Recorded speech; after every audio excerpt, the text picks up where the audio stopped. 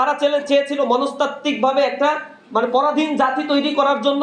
100 বছর ধরে এখানে ব্রিটিশরা কোনো ধরনের শিক্ষার ফুল কাঠামো তৈরি করেন।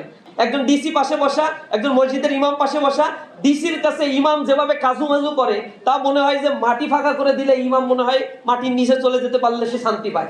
আপনারা জানেন যে ব্রিটিশরা আগমনের পূর্বে ব্রিটিশ নথিপত্রই বলছে এখানে 80,000 মক্তব চালু ছিল এই বঙ্গপ্রদেশে।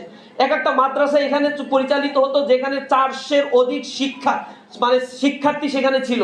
এখানে একটা সভ্য একটা জাতিকে তৈরির জন্য দীর্ঘ সময় ধরে মুসলমানদের চেষ্টা প্রচেষ্টা অব্যাহত ছিল। 100 বছর ধরে এখানে ব্রিটিশরা কোনো ধরনের শিক্ষার ফুল কাঠামো তৈরি করেন।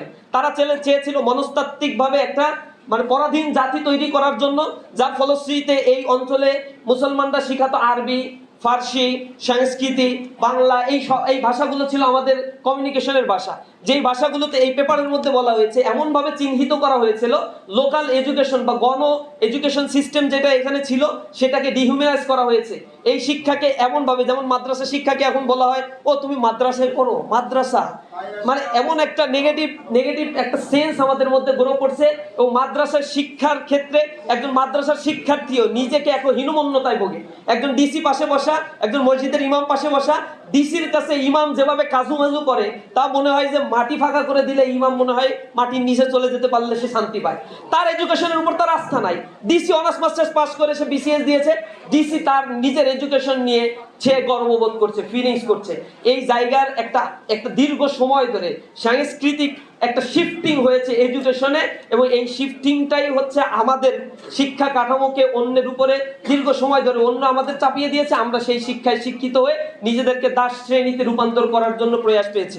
আমি সর্বশেষ এটাই বলবো, এই স্বাধীনতার পরেও বাংলাদেশে 54 বছরে এখানে যে শিক্ষা কমিশনগুলো গঠন করা হয়েছে, কারিগরি শিক্ষায় সেখানে জাতিকে শিক্ষিত করা হয়নি। ডেমোগ্রাফিক ডিভিডেন্ড চলছে এই দেশে 30 সাল পর্যন্ত চলবে। আনফরচুনেটলি ইয়াং জেনারেশনকে কারিগরি শিক্ষা এবং ইথিক্যাল এডুকেশনের সমন্বয় করে একটা মিথস্ক্রিয়ার মধ্য দিয়ে জাতিকে গড়ে তোলার কোনো সিস্টেমই তারা ডেভেলপ করেনি। তারা সবসময় সেকুলারিজমের কথা বলেছে, কিন্তু সেকুলারিজম তো আস্তিক মানুষ তৈরি করতে পারে না। এখানে দুর্নীতি তো কমে নাই। 1971 সালের পর থেকে গ্র্যাজুয়ালি আমাদের এডুকেশন ইমপ্রুভ হয়েছে, কিন্তু আনফরচুনেটলি আমাদের বলতে হয় শিক্ষার পরিমাণ যখন আমাদের শিক্ষিতের পরিমাণ বেড়েছে, দর্শনের পরিমাণ কেন বেড়েছে? শিক্ষিতের পরিমাণ বেড়েছে, দুর্নীতির পরিমাণ কেন বেড়েছে?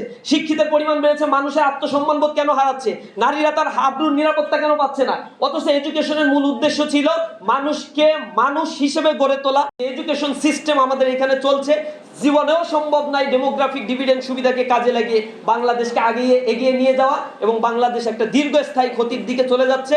ডেমোগ্রাফিক ডিভিডেন্ড সুবিধা হারালে বাংলাদেশের ইকোনমি চূড়ান্ত পর্যায়ের একটা ডিফ্লেশনের দিকে চলে যাবে। আমি এই আশঙ্কার জায়গা থেকে আহ্বান জানাই যারা এই শিক্ষিত সমাজকে গড়ে তোলার জন্য কার্যকর উদ্যোগ হাতে নিয়েছে, যারা কারিকুলাম নিয়ে কাজ করছে, তাদেরকে এই ব্যাপারে আসলেই সুনির্দিষ্ট করতে হবে এবং সুস্পষ্ট পদক্ষেপ তাদেরকে গ্রহণ করতে হবে। ইউএফটি ফার্স্টের সাথে ট্রেড করুন যে কোনো জায়গা থেকে, ক্যাম্পাসে ক্লাসের ফাঁকে, ঢাকার জ্যামে বসে কিংবা ঘরে বসে। ট্রেডিং এখন হাতের মুঠোয়, তাই ট্রেড করুন যখন খুশি যেখানে খুশি।